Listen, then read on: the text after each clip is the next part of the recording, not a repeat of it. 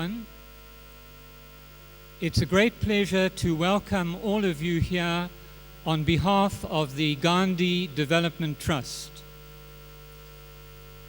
A very special welcome to His Excellency Dr. Kenneth Kaunda, the former President of Zambia. He is a great friend of South Africa and someone who has helped the liberation struggle of South Africa in a great way. Please give him a big hand of applause.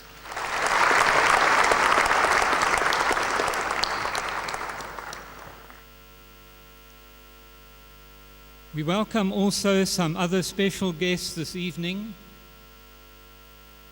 Judge Zak Yaqub of the Constitutional Court, Premier Dr. Zweli Mkhize, Speaker of the eThekwini Municipality, Logi Naidu, Councillor Fawzia Peer, Member of the Executive Committee and representing the Mayor this evening, the High Commissioner for Zambia, Mr. Chikonde, the Consul General of India, Mr. V.K. Sharma,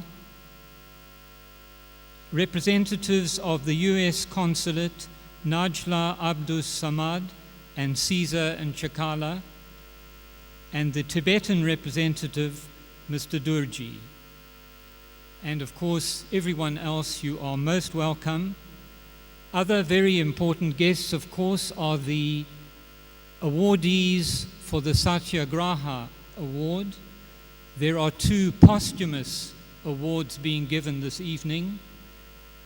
One to John Langalibalele Dube, which will be received by a relative, and one to Stephen Bantu Biko, which will be accepted by his son. And then there are 4 other awards to people who are happily still living with us.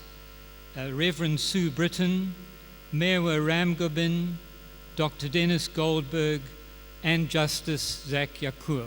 Big hand for all those who are going to receive that award. You will be hearing more about those awardees, and I think the copies of Satyagraha newspaper are being distributed.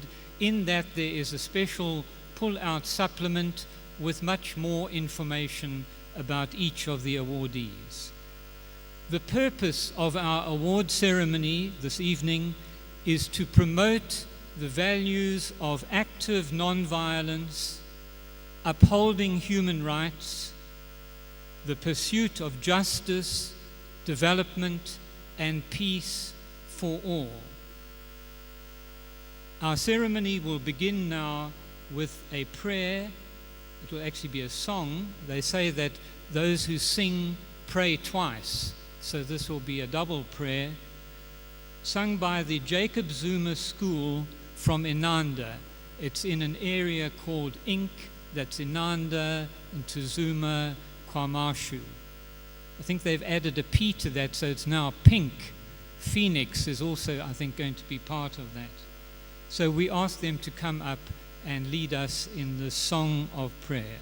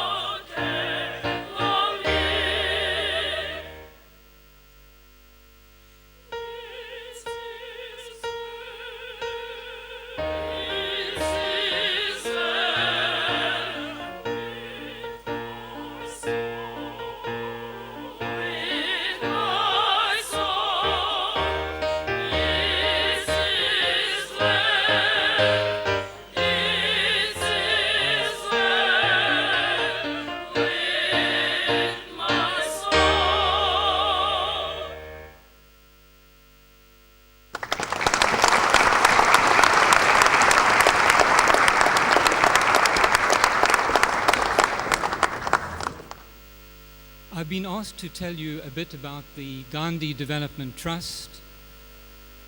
Other than the fact that it organizes this event every year, it's very active in a number of other ways.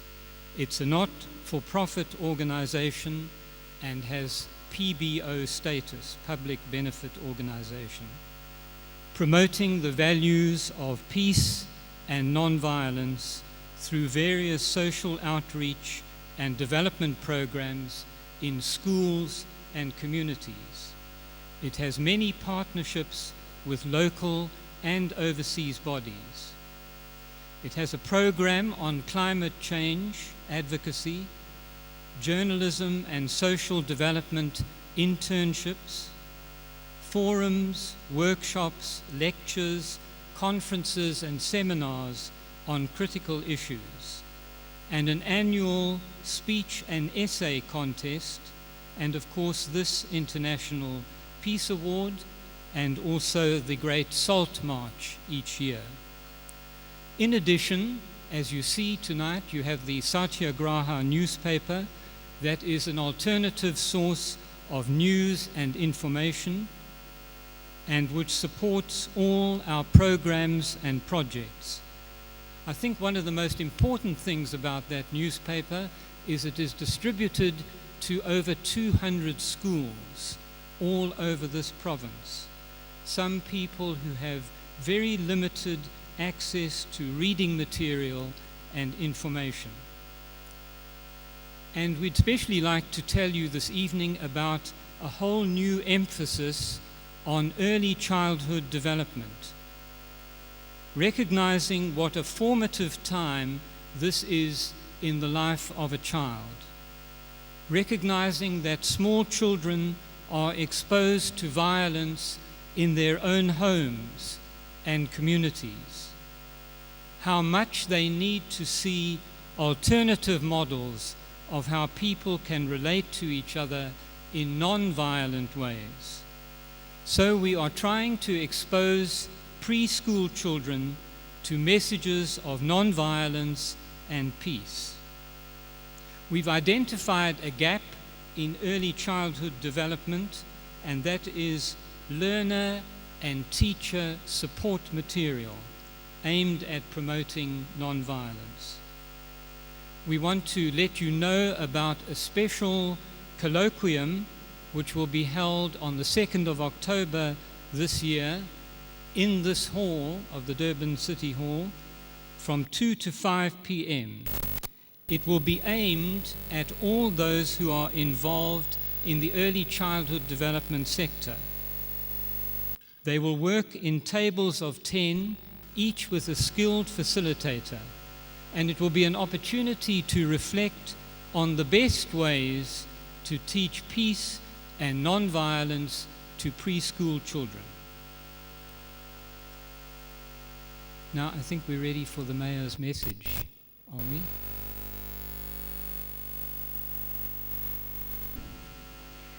Thank you, Program Director. Good evening, ladies and gentlemen, distinguished guests, dignitaries. On behalf of the Mayor of the eThekwini Municipality, Councillor James Umalo, I want to extend a special welcome to His Excellency, the Honorable Mr. Kenneth Kaunda. His Excellency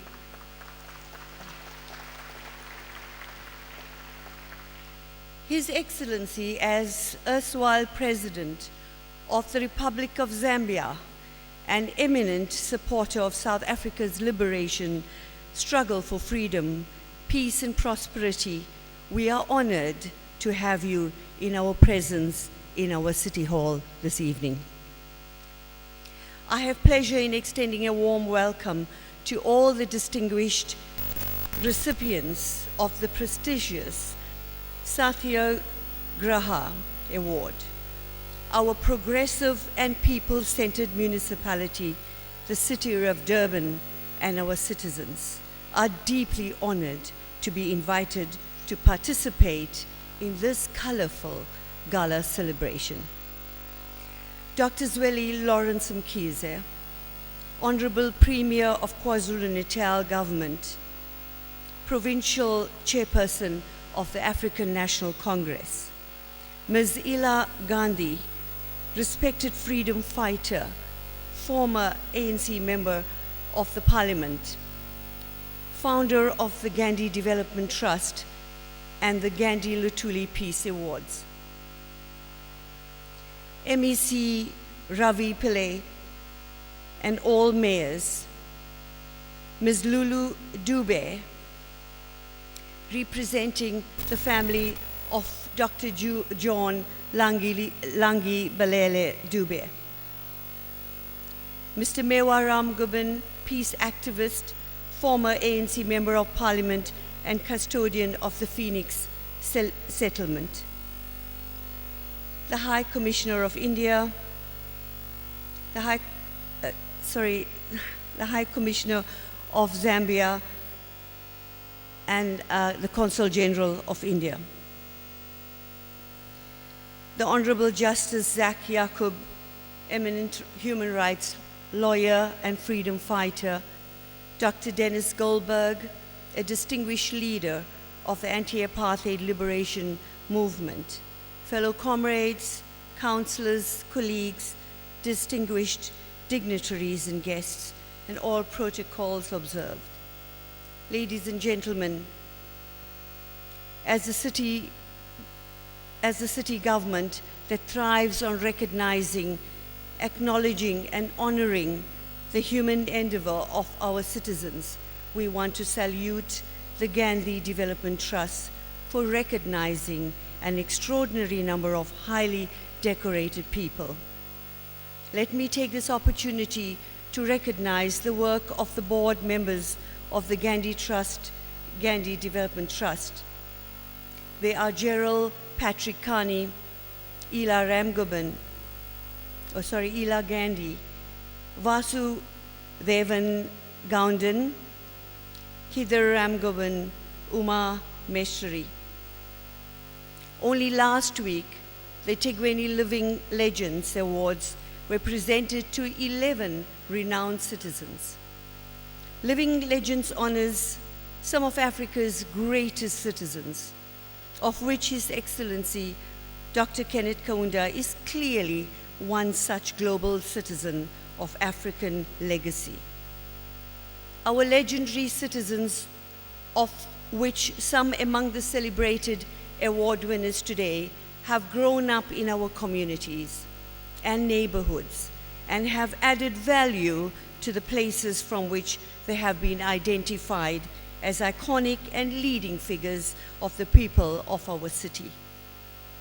Ladies and gentlemen, therefore we believe that it is events like Mahatma Gandhi International Award for Reconciliation and Peace and lecture serves to recognize and honor iconic individuals who have put others before themselves. When we mention Gandhi's name, a whole generation of our citizens and South Africans are proud that Gandhi had walked on our soil and taught us the textbook for freedom, social justice, and human rights.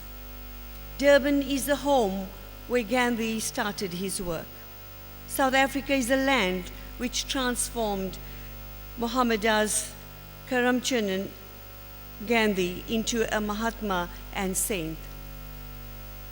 Gandhi established the landmark communal village, the Phoenix settlement, where he experimented with his Satyagraha, non-violent protest principle. Gandhi worked alongside fellow peace activist neighbor John Langi Balele Dube within the Indian and Black communities. This evening, the special award ceremony will help us to relive the great Gandhiji and the legacy he has left behind, so that we can reap the fruits of democracy, peace and prosperity, and work to maintain peace and reconciliation. As we reflect on Gandhi's life and time, let's pause and take note of one of his comments during his journey of humanity. Our world has enough for each person's need, but not for his greed. The municipality congratulates all the award winners and extends the city's good wishes to the award winners and their families. We are indeed proud that the recipients of Satyagraha Awards, John Langi Balele Dubé, Dennis Goldberg, Mewa Ramgoban, Susan Britton, Stephen Bantubiko, and Zach Yakub are being honored in the city of Durban. To our giant statesman, His Excellency, Mr. Kenneth Kaunda, we are confident that your pearls of wisdom and leadership legacy that you will soon share with us will leave us inspired. Your keynote address is bound to encourage us to take the baton of Gandhi, Mandela, Dubé, Lutuli, Dadu, Naika, and promote a culture of peace among all our citizens and recommit ourselves to work tirelessly and steadfastly to create jobs and provide homes for all our citizens.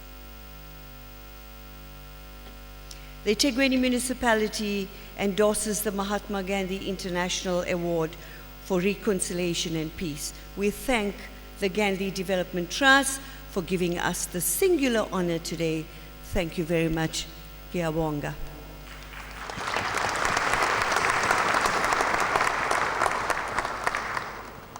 Thank you very much, Councillor Fawzia Pia.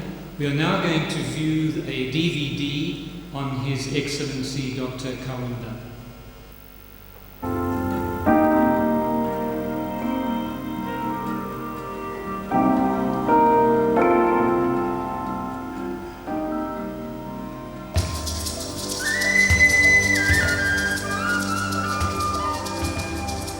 My father was a reverend, Christian reverend. My mother was a teacher. And they taught me God's most important commandments. Love God, your Creator, with all your heart, with all your soul, with all your mind, with all your strength. As to one He has made in His image, like you, He teaches that those commandments: love your neighbor as you love yourself. Do unto others as you would have them do unto you.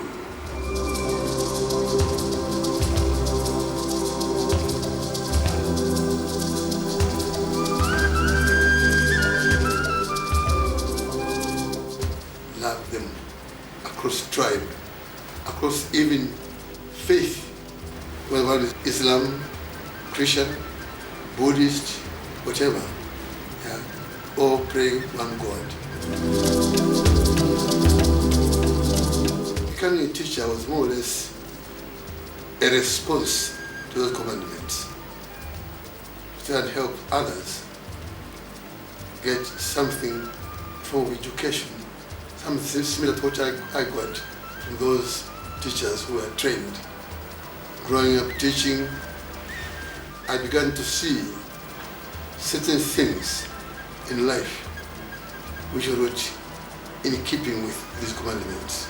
I thought I should be one of those who are trying to fight to eliminate these elements based on color, elements of exploitation, elements of discrimination.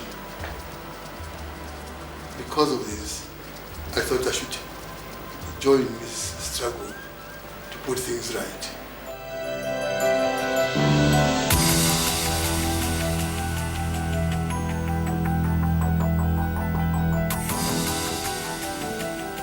And Mahatma Gandhi taught us, when you are fighting British colonialism, you use non-violent methods and you succeed. If you're fighting these other colonial powers, you can't use that method. You could use the gun. which they used to oppress you, could fight back. So, fortunately, we followed Mahatma Gandhi's teaching. We won our independence, we went to prison, out, as they did to him. One of the most terrifying problems was poverty. Through politically organize the masses of God's children, masses of God's people, and help them to understand what is poverty, how did it come about, even after independence. So many other problems, and we had to fight. Only the people of Western Sahara, and delays the day of their liberation. When I was president, one of the, I think, most important decisions we took was to bring about free education. Free education from grade 1 to university. The first university of Zambia, we created as a government.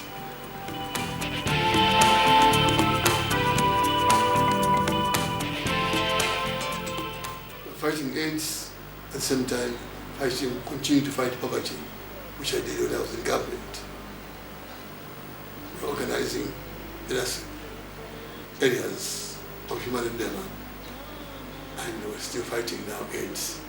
The Kenneth Kaunda Children of Africa Foundation.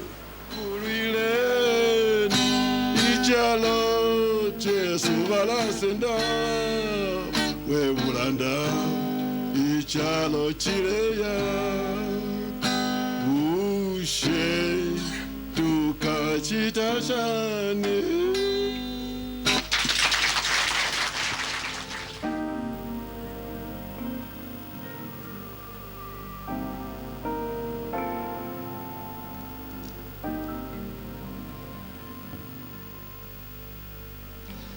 Now we come to the highlight of our evening, the presentation of the International Peace Award to Dr. Kenneth Kaunda. Two Imbongi praise singers will accompany Dr. Kaunda to the stage.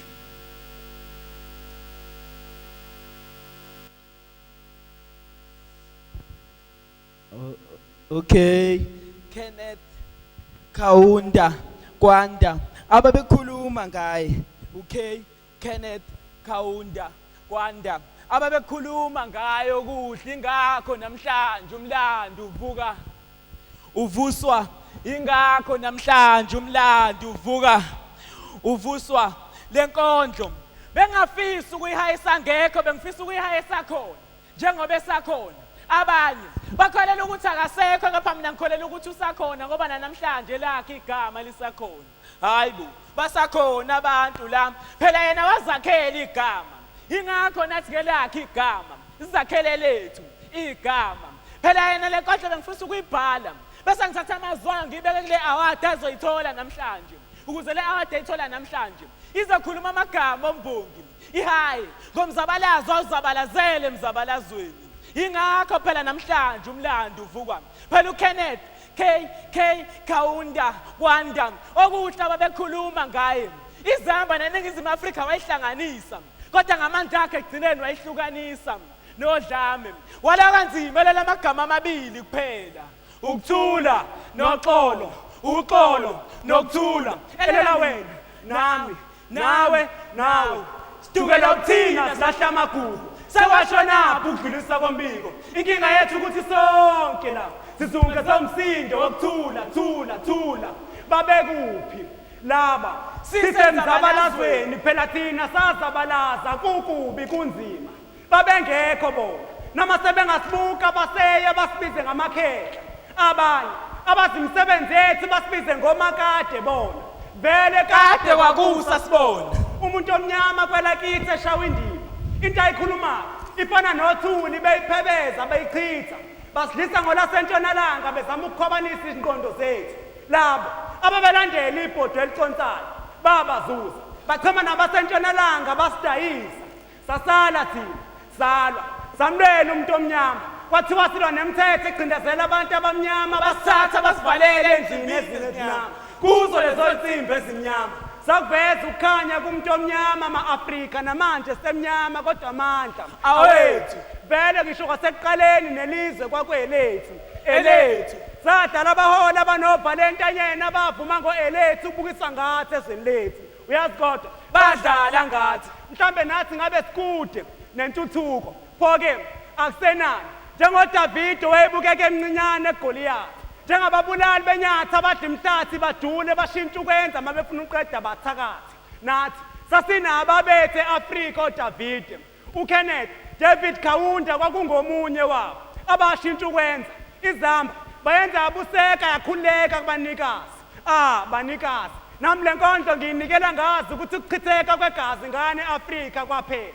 sathatha izikhali zembubhiso sazibeka phansi sathatha izikhali zembubhiso saphikelela esikoleni sawothola ulwazi namhlanje sasikwazi ngisho ukubhala ngani siyabonga uma kwenzeka ngelinye ilanga kuvuka isandla esiqinile sikaGoliyathi sasiyamane sithi cha kathathu babe sebesifundela kwezabo ukuthi singakuthatha sikuthathi phela thina singama-Afrika esingakuzwa sikuthatha ngithi sidukela ubuthina silahla amagugu sekwashonapho ukudlulisa kombiko inkinga yethu ukuthi sonke la sizungeza umsindo wokuthula thula awuthuleke ngikuthulele nansi inkulumo noma sebengazama ukubeka bawuphendukezele umlando kepha thina solanda umlando sesinihayele ngomlando noma sebengazama ukubaka bawuphendukezele beshobezele hey phela kuthina liyavuka usinga yize sesaxola kodwa namhlanje ezathi inhliziyo esavuza igazi abantu abamnyama abafela inkululeko kodwa kukhona sabaqhubeka bejabulela inkululeko hey inkulu lento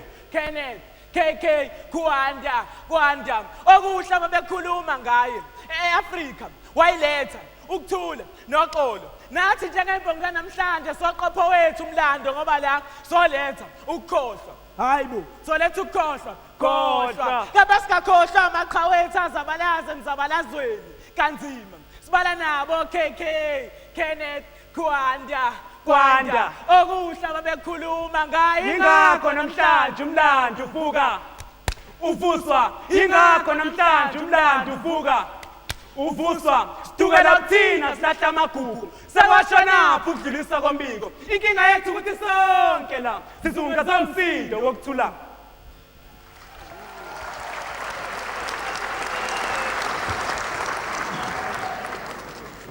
On the stage with Dr. Kaunda is his daughter, Cheswa Silvetsia, so we also welcome her.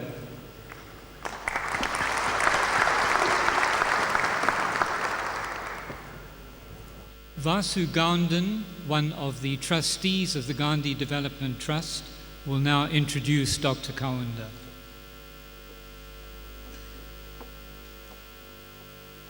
Thanks, Paddy.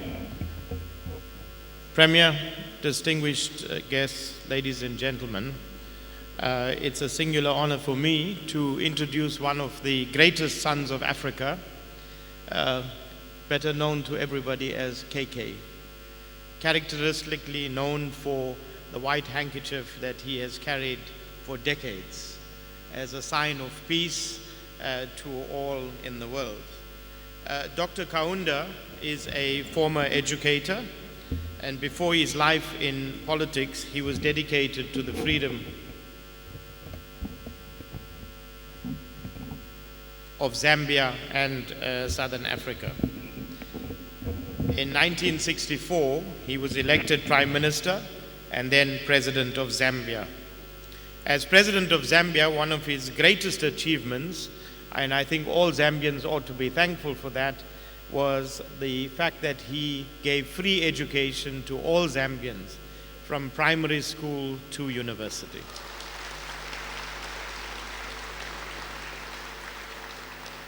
I think we're all aware of just how important education is, not just today, but even in the past. And President, all Zambians, I think, must be very thankful because you gave them that freedom of education. He had a 5-year development plan to build primary education and universities, health care sector, and energy and infrastructure was also developed under his leadership, particularly hydroelectric power in Zambia. He also united numerous ethnic communities and diverse constituents under a single national identity, and he has an eternal belief in the peaceful resolution of conflicts. On the international stage, he was an active supporter of African liberation movements, including those in Angola, Mozambique, Namibia, Zimbabwe, and South Africa. He was an outspoken advocate of the anti-apartheid movement in his early presidency and allowed the ANC to set up headquarters in Zambia. He was a very great friend of many of our liberation leaders, including the great late Oliver Tambo. He maintained his support for the liberation movements despite the apartheid government's policy aimed at destabilization of governments in the region. For that, President, all South Africans have to thank you also, because with all of the oppression that came from South Africa, you stood steadfast. Many other Southern African regional leaders did not, but you did stick steadfastly in your support for our anti-apartheid struggle.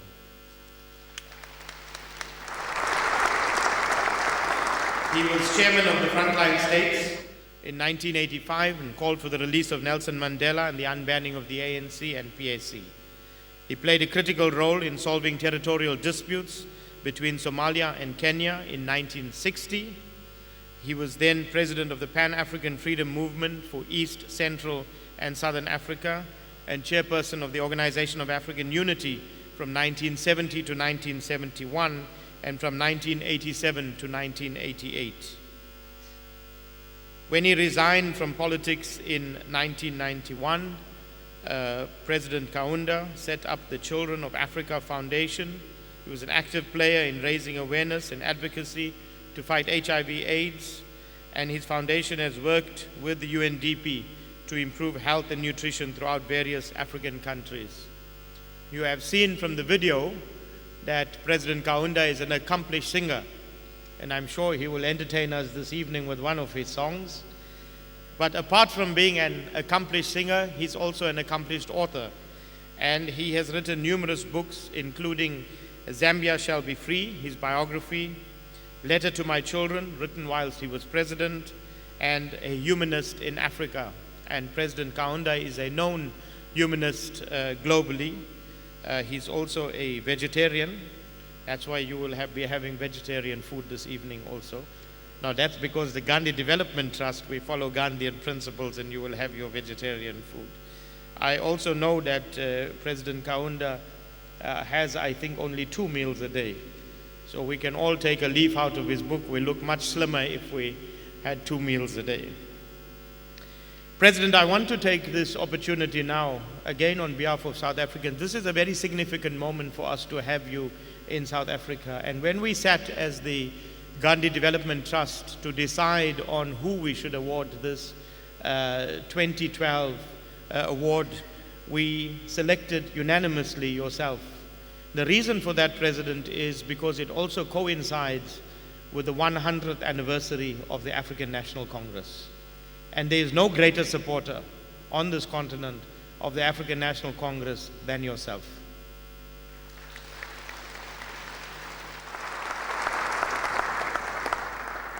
So I want to say, President, that in 1979, I left South Africa to join the ANC, and I arrived in Lusaka. And we were hosted by you in Lusaka. I have a very funny anecdote.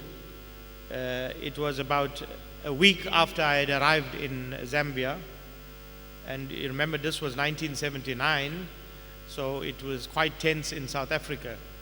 So a week after I had arrived in Lusaka, I went to the movies, the cinema. And just before the movie could start, everybody in the cinema stood up. So I was quite shocked, because in South Africa in 1979, if you were in a cinema and everybody stood up, it meant that there was a bomb in the cinema. But I was pleasantly surprised, President, because they were standing up, because before the movies were played in Zambia, you played the national anthem. And so all Zambians stood up in the movie to sing the national anthem.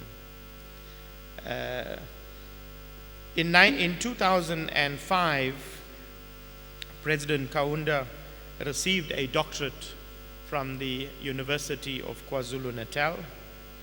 And on that occasion, President, I wrote a poem for you called KK, Kindred Kindness. And I will read it out for you this evening, President. Kindred kindness. I left the shores of oppression at the tender age of 17, full of fear, full of anxiety, stepping into the unknown. I entered the fields of liberation, your liberated country, liberated by you, the great KK, father of kindred kindness to so many children of oppression. In the bosom of your country, I read the works of Castro and Che. I walked in the gardens of Unza and watched the great talks of Mulungishi Hall liberating Zimbabwe. I left your great fields, a warrior, imbibed with your revolutionary spirit, armed with your fearlessness. We fought fear itself. And today, years later, we are building a new society in the face of your kindred kindness, KK.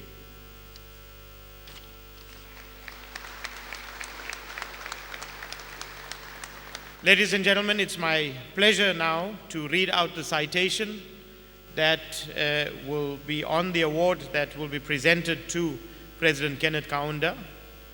The Mahatma Gandhi International Award for Reconciliation and Peace is presented to His Excellency Dr. Kenneth Kaunda on 18 September 2012. In recognition of your humility, courage, selflessness, and conviction in the struggle against the oppression of your own people in Zambia, for the support and assistance given to the people of Southern Africa during the struggle against colonialism and apartheid and the negotiations process, and for continuing the work of building peace in the continent in true Gandhian tradition. President, it's my pleasure now to call upon another great leader of South Africa and of African liberation, Ella Gandhi, to join me together with Paddy Carney, who's one of our trustees, to award you with the 2012 Peace Award.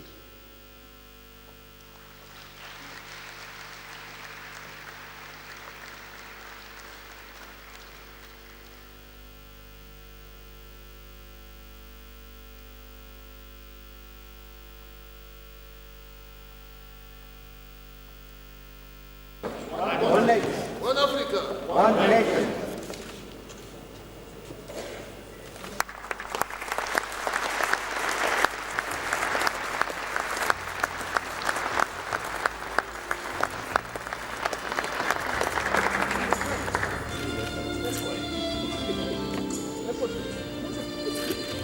There's a picture here. Ella. Photograph.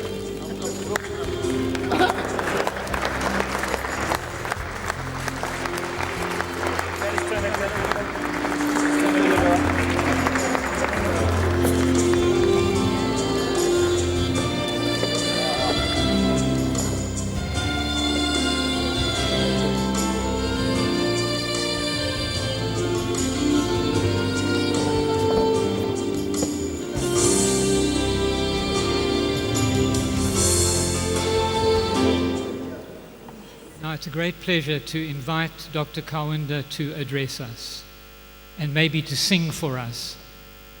He has got a song for every occasion, I discovered yesterday. He sang a song about conquering AIDS. He sang a song about wish me well as I wave you goodbye, cheerio, here I go on my way. And on another occasion where he was kept waiting for a long time, he sang a song, Why Are We Waiting?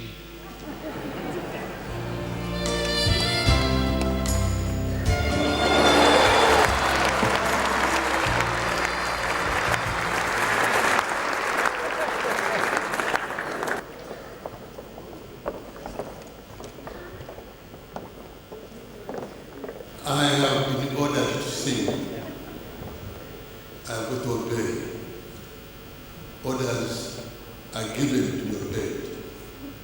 Sir, the song I sing is Nkrumah's song, but the words are mine. Words are mine. Sons of Africa, rise and fight. Sons of Africa, rise and fight. In the name of great Africa, we shall fight and conquer it. Girls of Africa, rise and fight. Girls of Africa, rise and fight. In the name of great Africa, we shall fight and conquer it. Forward ever, backward never. In the name of great Africa, we shall fight and conquer it. We shall fight and conquer it. We shall fight and conquer it. In the name of great Africa, we shall fight and conquer it.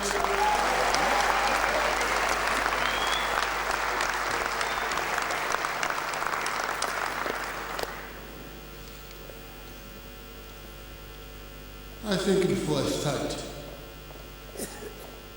let me obey my board, my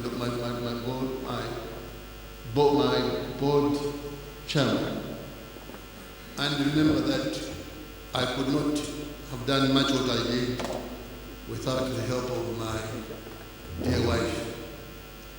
She's not here because she suffered a stroke. She's still recovering. She has sent her daughter with me here. So I'm going to sing for her the song I sang for her when I was quoting her.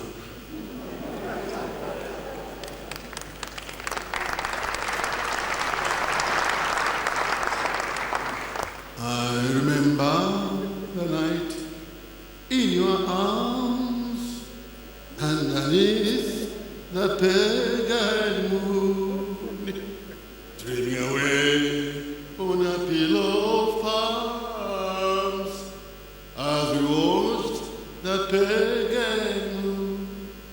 Every kiss was a sweet pagan prayer. To your eyes, your lips, and your hair. On the dawn came a little too soon, as we watched the pagan moon. Every kiss was a sweet pagan prayer. To your eyes, your lips, and your hair. On the dawn came a little too soon, as we watched the pagan moon.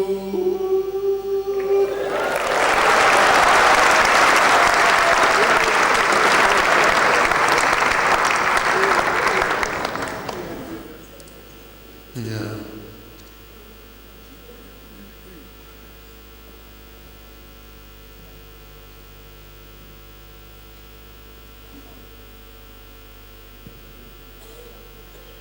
You have wonderful water.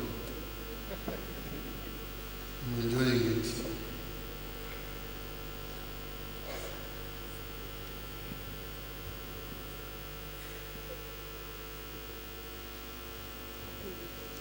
Director of Seminaries,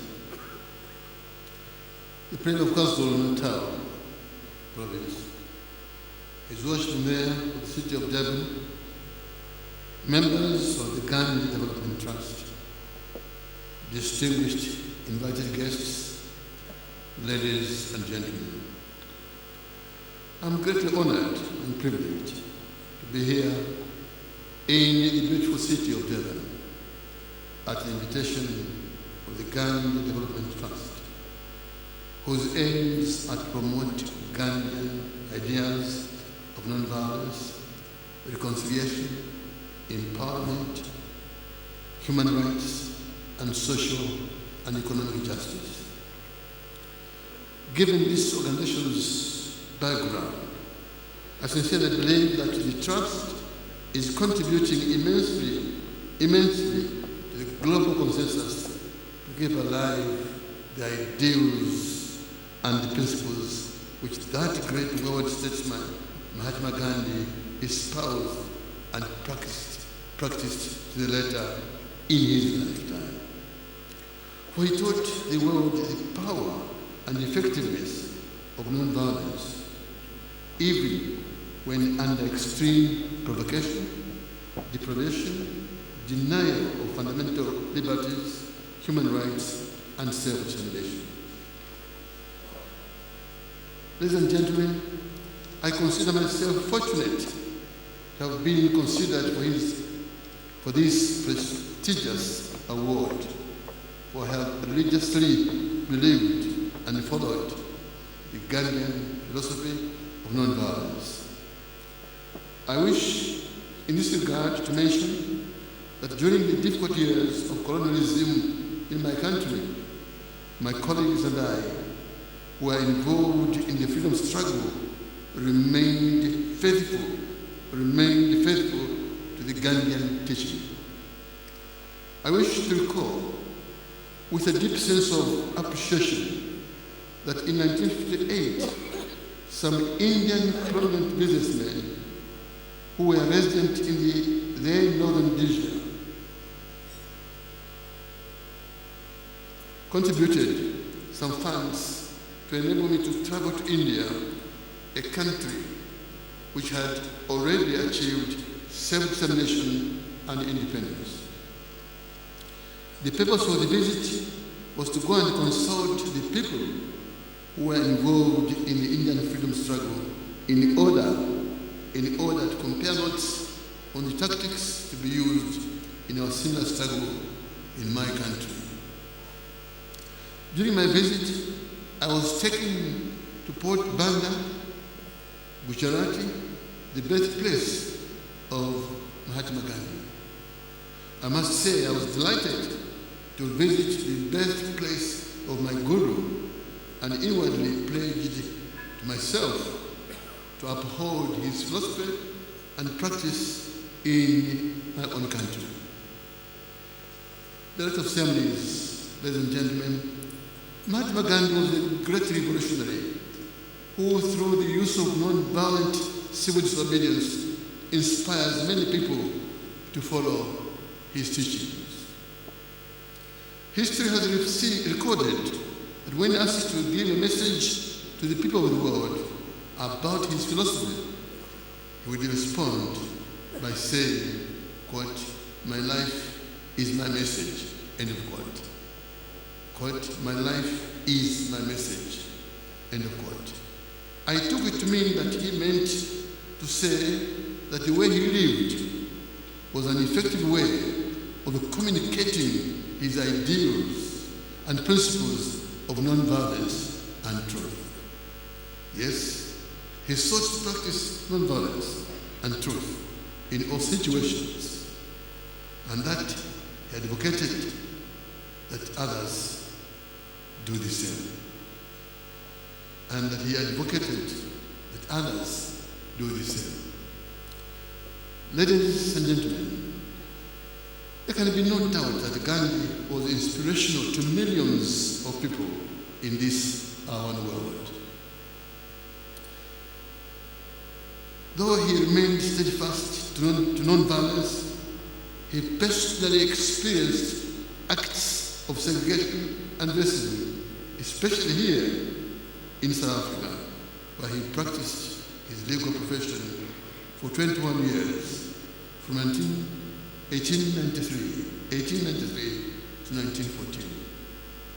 It has been documented that in this country, Gandhi experienced many acts of discrimination which were directed at all non-white people. For instance, he was thrown out of a train at Pietermaritzburg after he refused to move from his first-class cabin.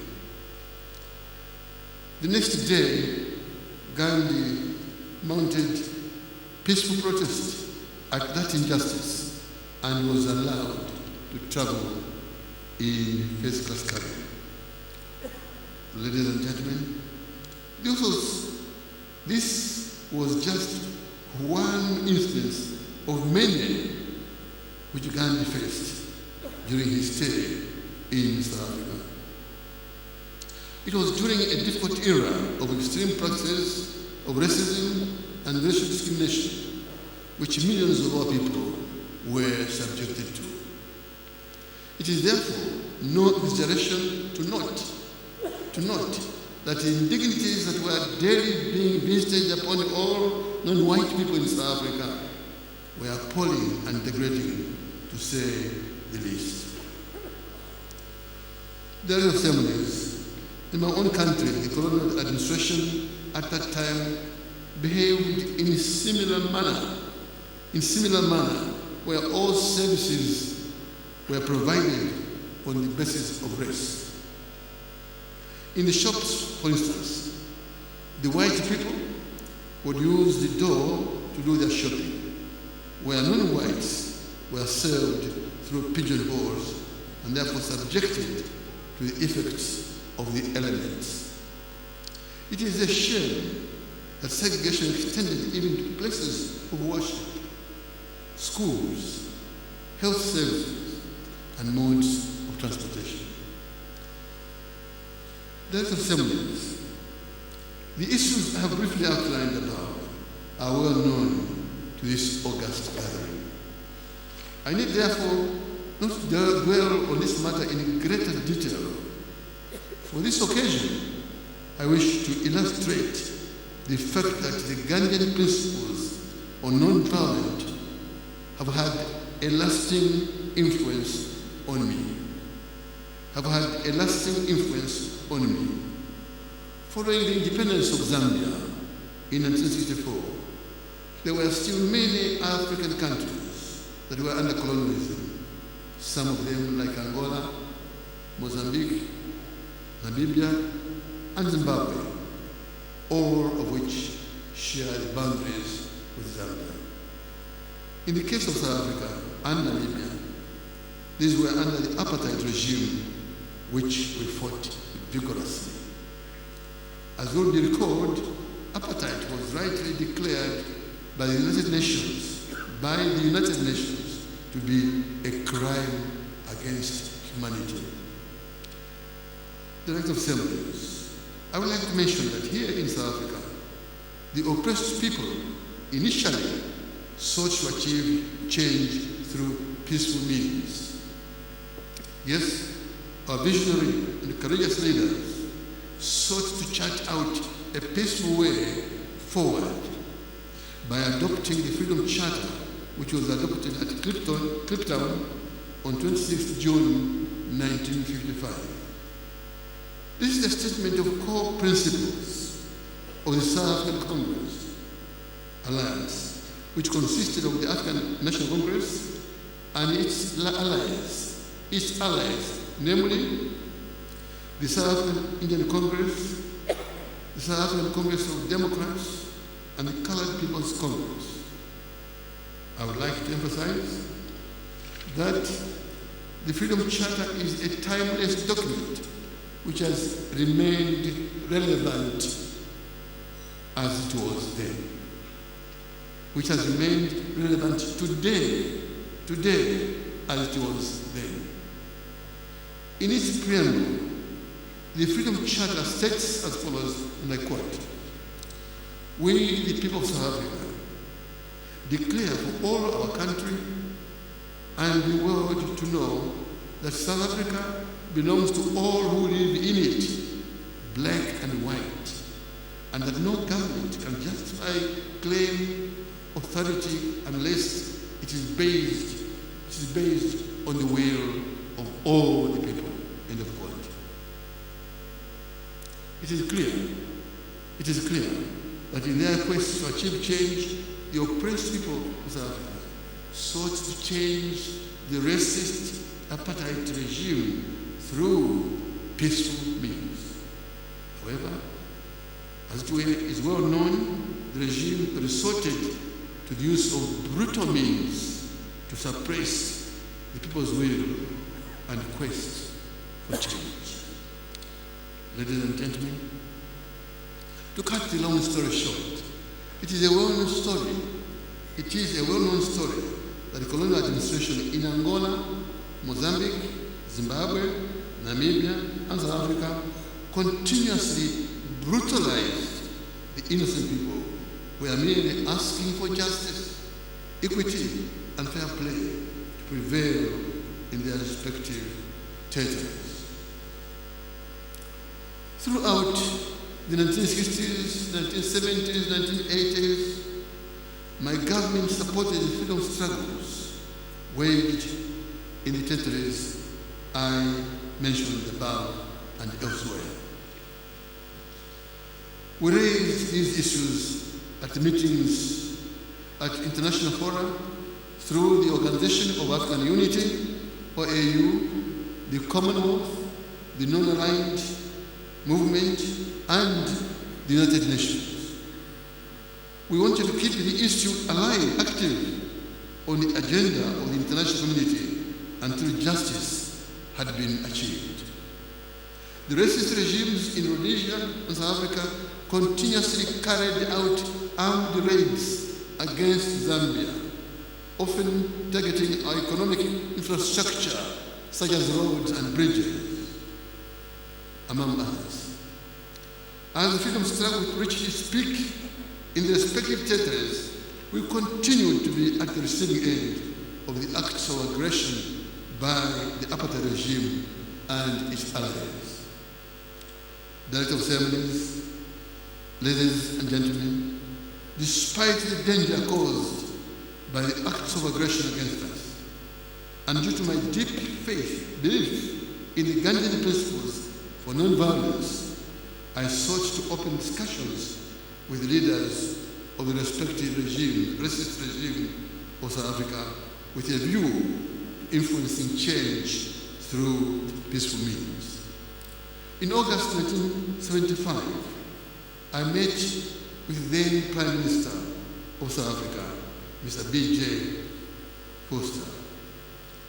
The meeting lasted for 3 days, from 26 August at the Victoria Falls Bridge in the South African railway train.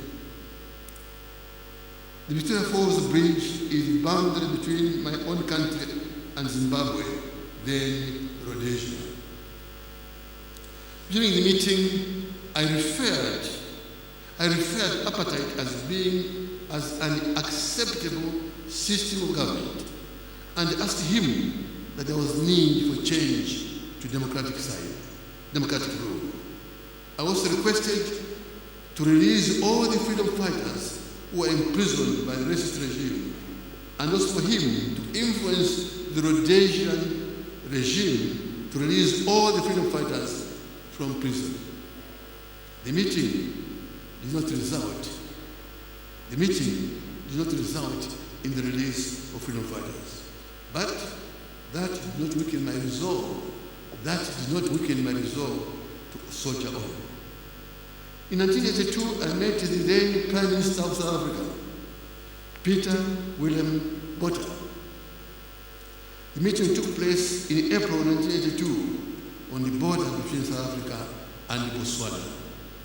Once again, I sought to influence the South African government to abandon the apartheid system and embrace change which the majority were advocating for.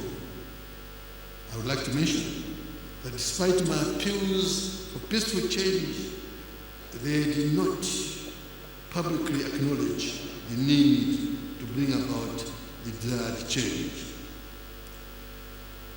The struggle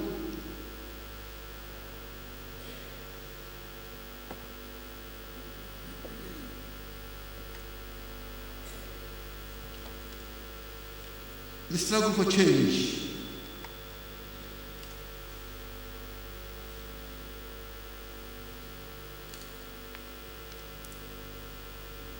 the papers are resisting. I was saying the struggle for change continued, and my resolve to influence change remained very high. In August 1989, I met the new leader of South Africa, Frederick de Klerk in Livingstone. He came to Zambia. In that meeting, I stressed the need for peaceful change in South Africa and Namibia to avoid a possible catastrophe with armed struggle. I must say that I was encouraged by the response of Mr. de Klerk, who seemed to agree that there was need for peaceful change in South Africa and Namibia. Following that meeting, I made a public statement that based on my discussions with Mr. de Klerk, I held the view that we could do business with him. The rest, as they say, is history, leading to the release of Nelson Mandela in 1990. The rest of assemblies, ladies and gentlemen, I would like to place on record that efforts I've just outlined also had critics who thought that I was selling out to the racist regime at the expense of the freedom struggle. But because of my belief in the Gandhian principles, stayed the course. For Gandhi had a lasting impression on me. I sincerely believe that his teachings coincided with two of the greatest commandments, take note, of the Lord God Almighty. That is, love God your Creator with all your heart, with all your soul, all your mind, all your strength. And love your neighbor as thou lovest thyself.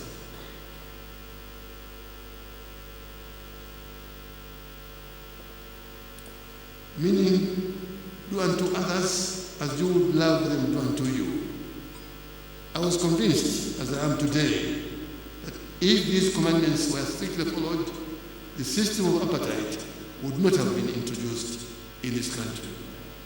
Ladies and gentlemen, I have noted with appreciation that the Gandhi Development Trust has honored a number of selfless and courageous personalities in the past. I'm happy that tonight I have joined my brothers and sisters, the worthy luminaries of this award. Their respective contributions to humanity remains unmatched. Indeed, they occupy a special place in the hearts of peace-loving people the world over. I'm grateful that the Trust has also recognized my modest and humble contribution to peace in this world. I know that there are other people who are worthy of this award than myself. I therefore wish to accept this award with a deep sense of humility, in the name of the men and women who paid the supreme sacrifice in the interest of peace, harmony, and tranquility for succeeding generations. Indeed, in the name of the weak and vulnerable among us in society. May the good Lord God Almighty continue to bless Africa. God bless the world. Goodwill to humanity. Thank you for listening.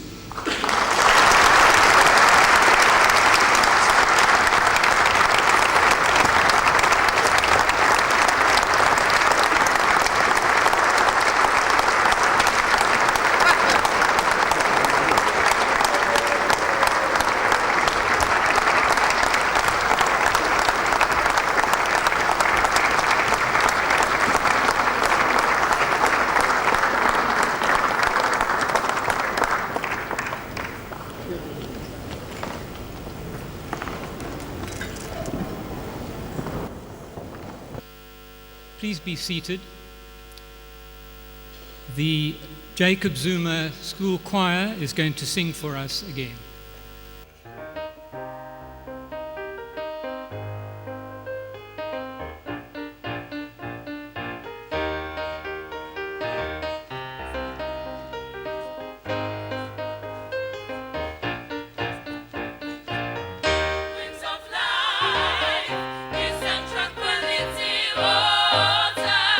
Let's celebrate, celebrate, celebrate. Some must see.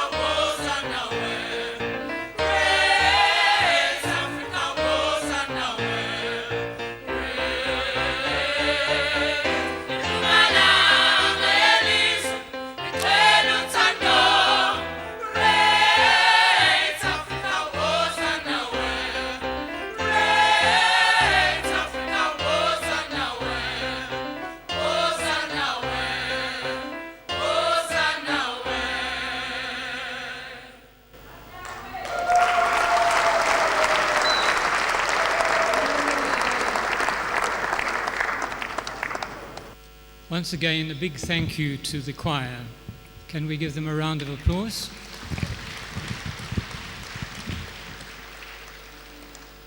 We come now to the second part of this evening's program, when we present the Satyagraha Awards.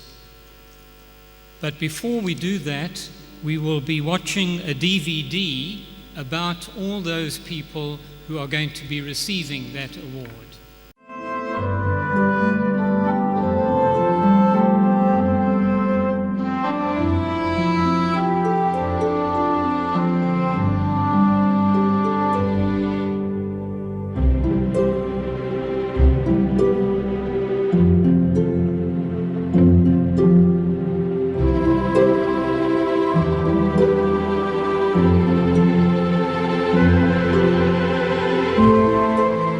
This year we celebrate the 100th anniversary of the African National Congress. A significant aspect of the struggle for liberation of this country has been the non-violent struggles of the people. The ANC forged a broad-based unity among the African people in 1912, moving away from the divisions based on tribalism to a united organization. Its founder and first president, Dr. John Dube, received his education in a mission school in South Africa and received further education in the United States. He valued education and was deeply disturbed by the way that his people were being treated. He believed that through education they would be able to regain their dignity and self-respect. He accordingly established a school where the students not only received education in reading and writing, but also skills training in various important trades so that they can be employed and become self-sufficient. He was one of those people that was bold enough to take an initiative. He was the kind of person who existed probably before his time.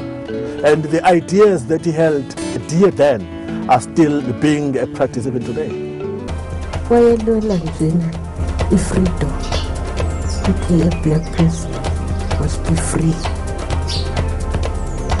Kwafuniseka ukuthi useyilezi ekhaya ayi abelungu bangayi bengayingeni uMahatma Gandhi wayila kwabe neighbor yakhe behlangana njengoba naye wayihlanganisa amandiya naye uDube ehlanganisa abantu. The struggle was further activated from the 40s as the people became further aware of their oppression. The movement became so powerful in the 60s that government decided to ban the political organizations in 1961. While the political activists of the time continued their work in underground cells, there was a vacuum among the masses. In 1963, Steve Biko rose to power among the students and he spoke of the dignity of the black people. This was the beginning of the black consciousness movement in the country.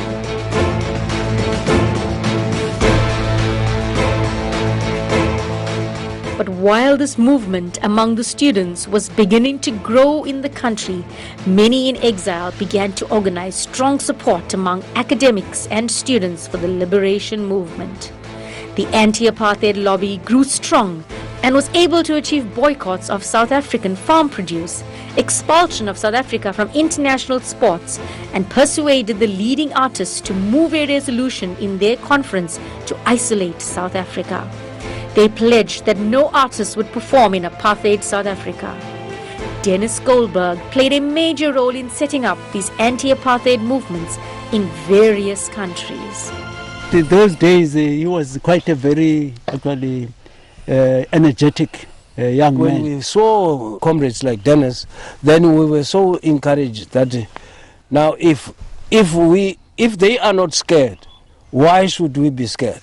I did not take up arms against the apartheid government out of some hateful emotion of resentment and anger. I took up arms because of the need to overthrow a tyrannical regime. I was in prison with 4 life sentences. I might never have been released.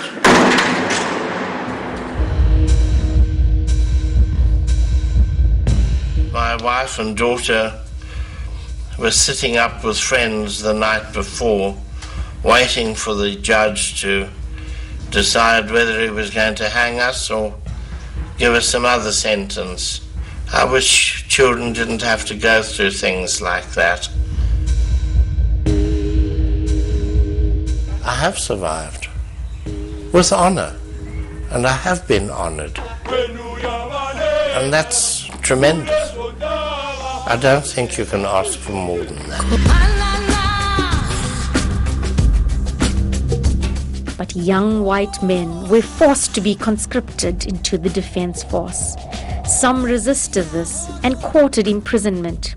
This was an indication of the fact that many white men were not willing to be conscripted. To help this process, Sue Britton dedicated her life to this struggle and supported those who chose not to go to the military. She offered support and encouragement to these young people. It was just like a level of awareness was growing and growing and growing and growing and growing in me. I became very involved in we helped start a conscientious objectors support group for young white men who were refusing to go into the army. I think my outrage and my pain at that was what really developed into my strong feelings of pacifism and my strong understanding that we had to work for a world in which this didn't have to happen anymore. It was only many, many years later that I linked it in a very direct way with my faith.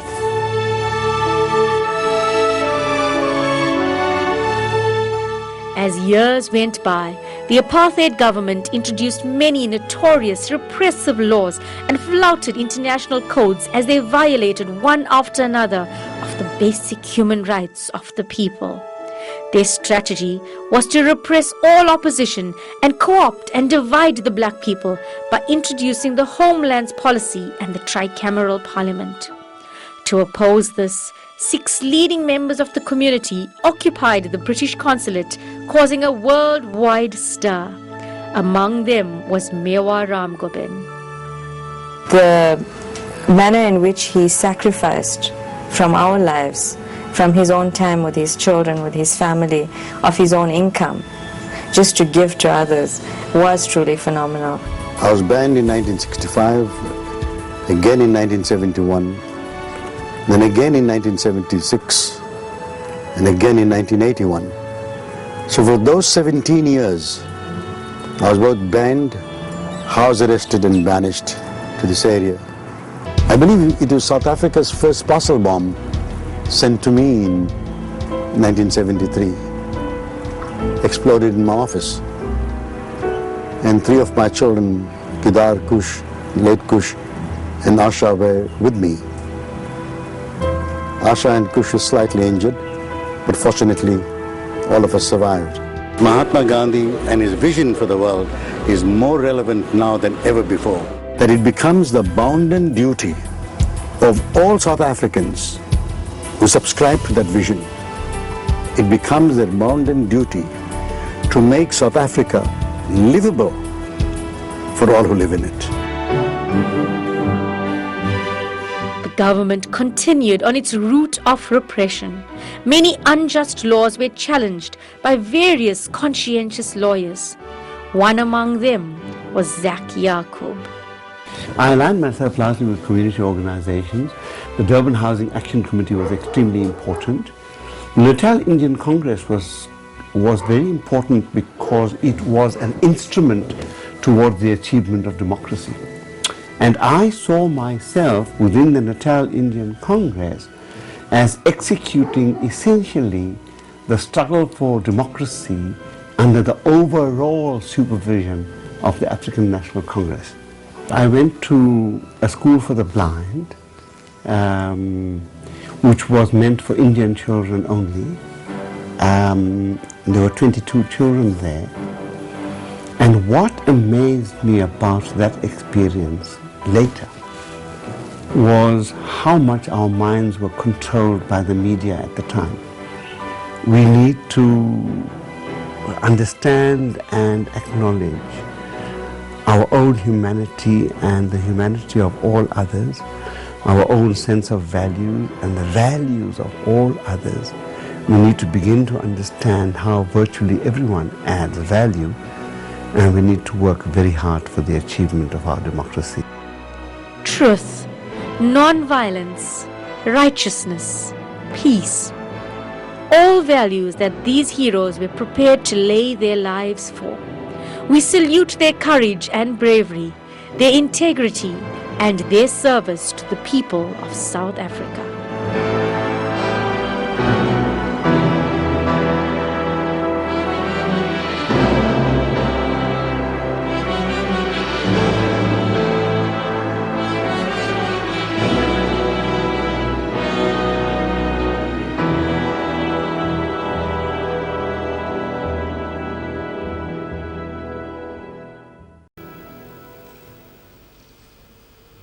The Satyagraha Awards will now be presented, and after each presentation, the person who has received the award will make a brief acceptance speech.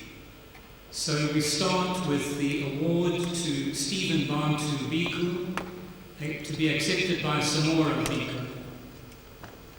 The citation reads, the Mahatma Gandhi Satyagraha Award, posthumously awarded to Bantu Stephen Biko on 18 September 2012, in recognition of his commitment, courage, tenacity, and personal contribution to the struggle for liberation of the people of South Africa. The award is presented by Swami Gandhi and Kedar Ramprabhu.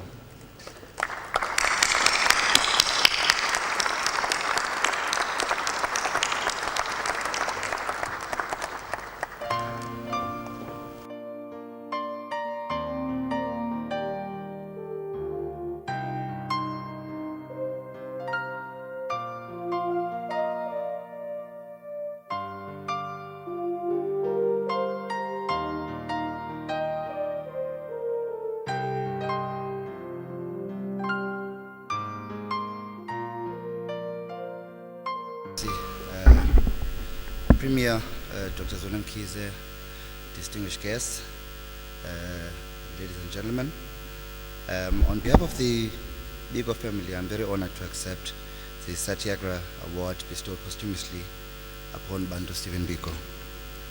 On behalf of my mother, Nseki Biko, and my sister, Bulelwa Biko, who is here with us this evening, I would like to thank the Gandhi Development Trust, the Durban City Council, and the Office of the Premier for acknowledging my father's contributions in this manner.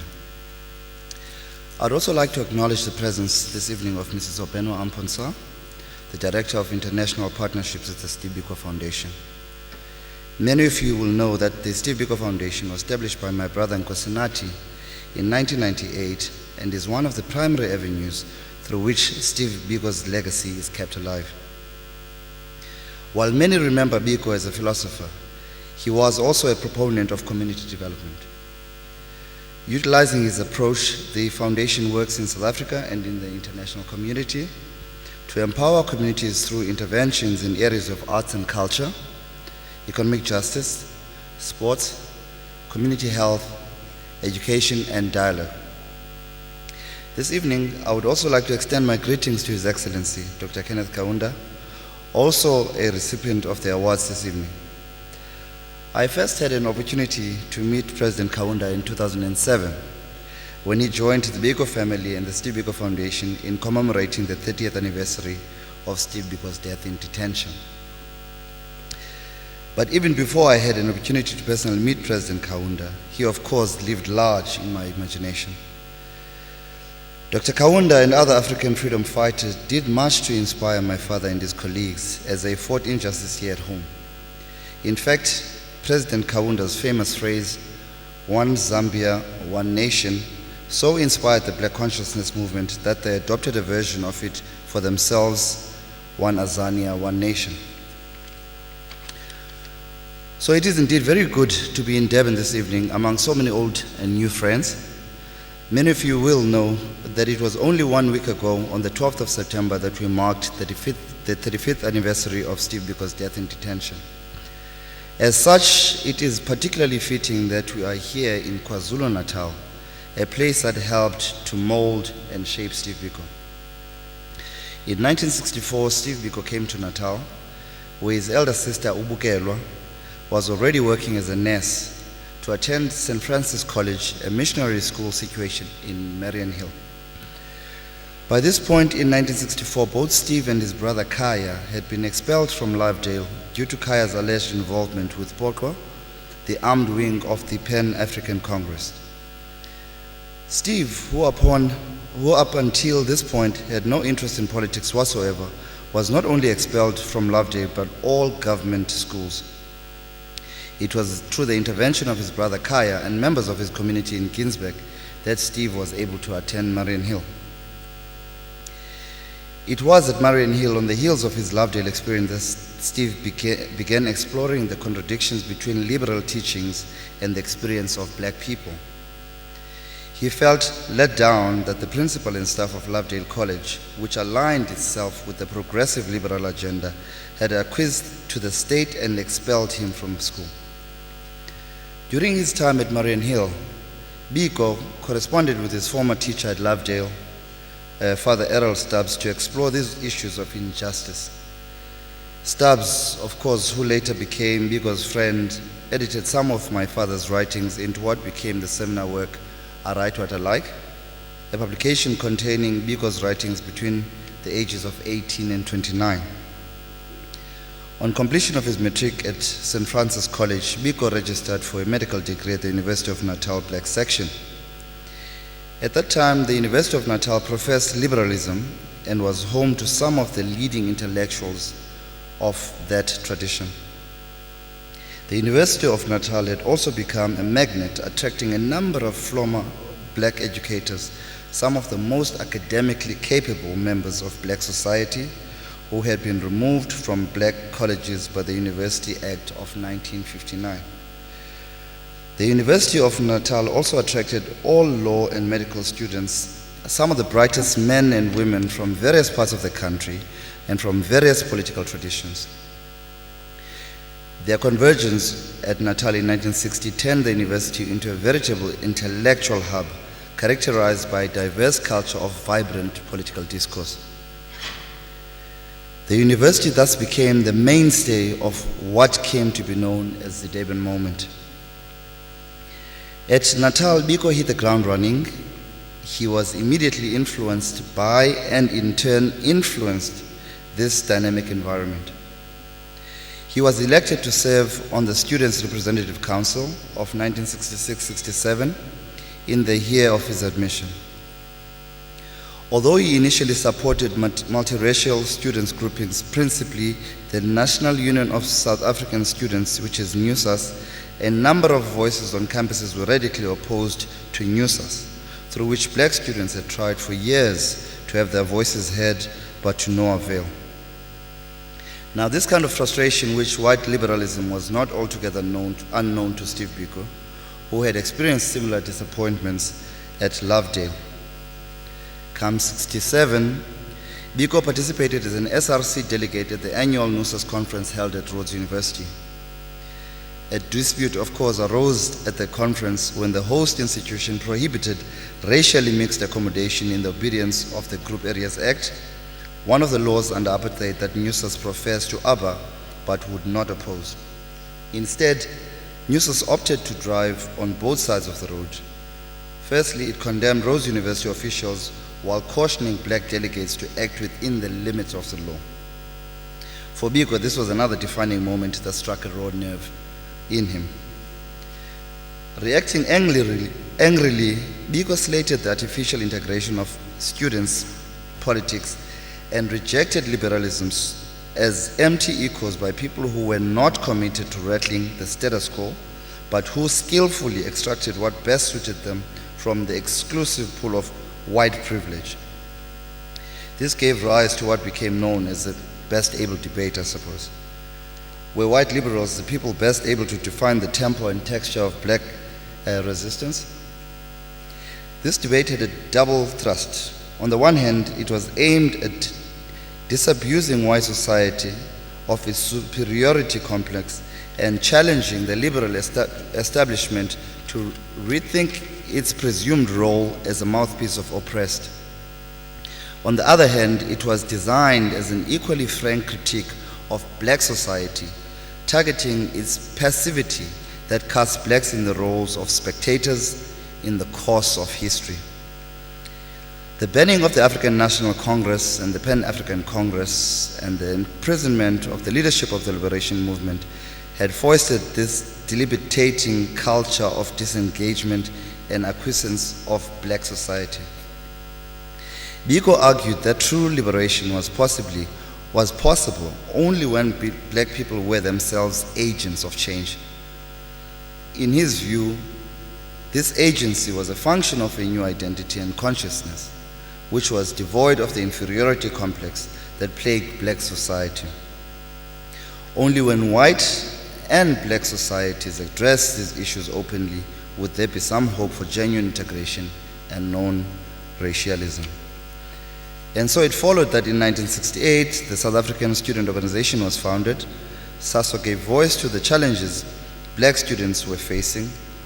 But more than that, SASO became a unifying force, using the term black as a political definition to unite those who were legally oppressed by apartheid, whether they be African or Asian descent or mixed race.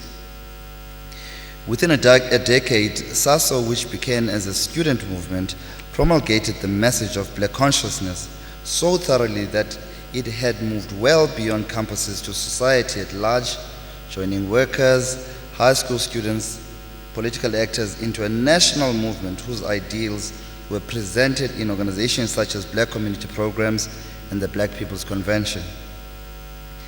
Such was the impact of SASO that in 1977 the apartheid authorities tried to silence Steve Bantu Biko, one of its leading proponents.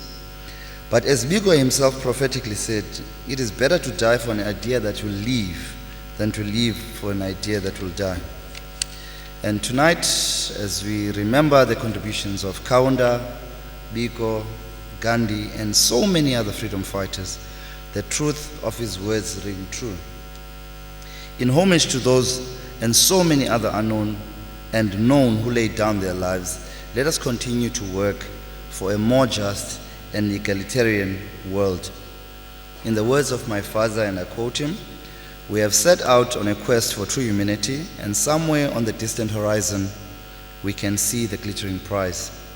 Let us march forth with courage and determination, drawing strength from our common brotherhood.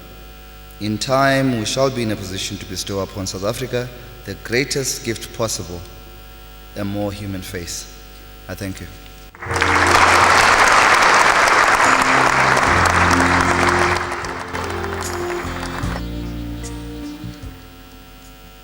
Thank you very much, Samora. The second award is to the Reverend Susan Barbara Britton, and the citation reads, "The Mahatma Gandhi Satyagraha Award, presented to the Reverend Susan Barbara Britton on the 18th of September 2012, in recognition of your uncompromising, courageous and outstanding work to end the conscription of young white men in particular, and your supportive work in opposing apartheid and gender oppression in general."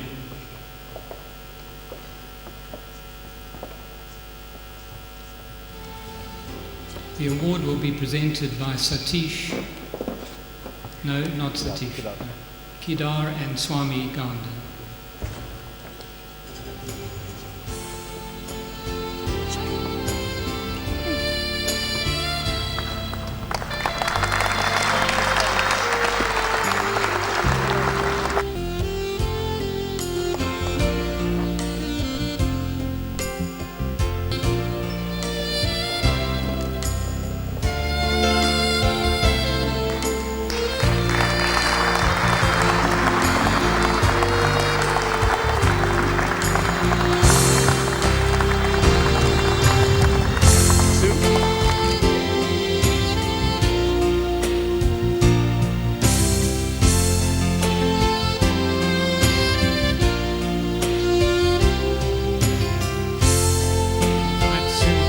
address us.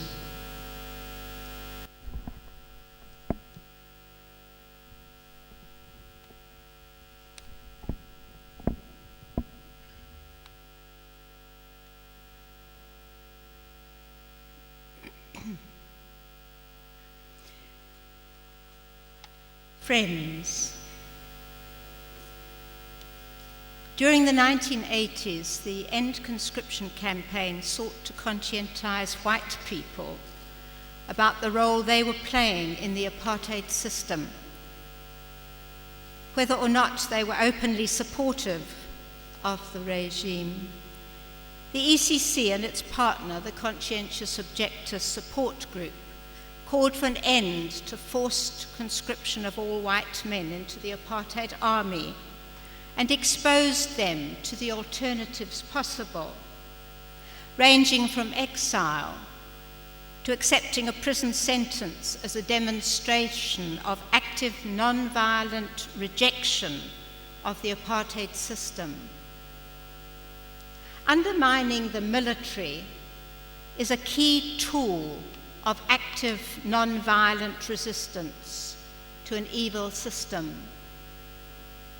Encouraging the refusal to use youngsters just out of school as cannon fodder in a war based on racial domination was powerful in its impact on ordinary white families, especially as they began to become aware of the atrocities being committed on order by some of these young white soldiers.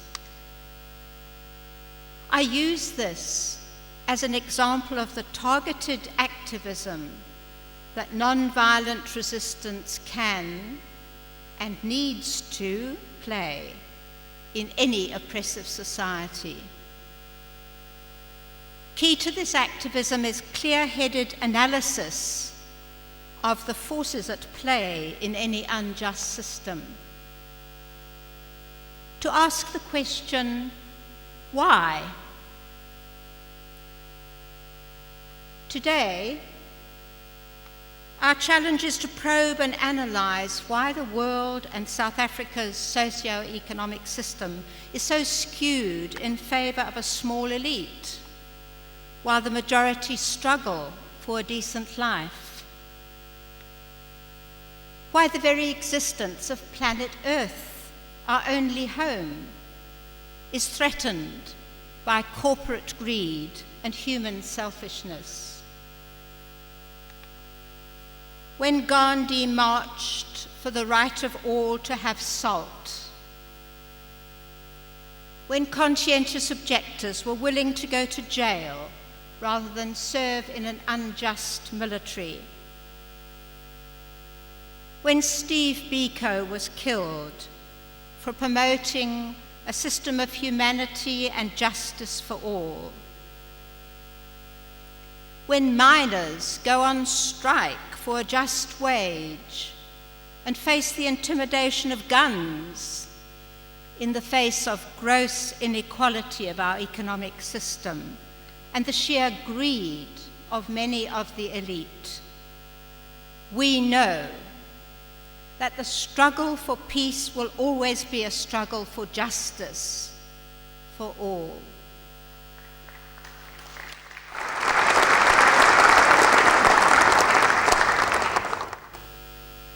In persistent, non-violent direct action based on clear-eyed analysis of the real forces at play in society, we have the tool that can build a good life for all.